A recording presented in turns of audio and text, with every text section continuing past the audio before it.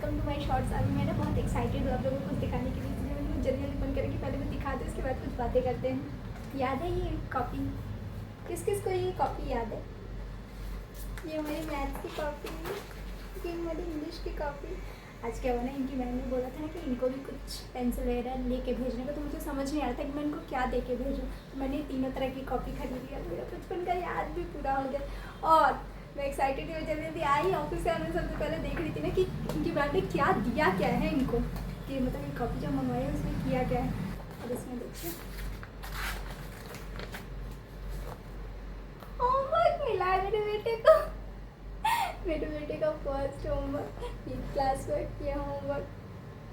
देखते हैं, शाम को मैं करवाने की कोशिश करूँगी, आप लोग को भी दिखाऊंगी कि वो कैसे करते हैं। इनके पापा इनको होमवर्क कराने के लिए बैठाए, बहुत शौक है, पढ़ने लगेंगे ना। पहले 1 2 पापा देखिए क्या लिखवा रहे, पापा का होमवर्क करवाइए। नहीं पापा होमवर्क करवाइए जल्दी। ये देखिए, लिखिए 1 1 लिखिए, यहाँ पे 1 देखिए, मैडम ने लिखा है ना 1। एप्पल पैपल नहीं बनाएंगे, होमवर्क करेंगे पहले।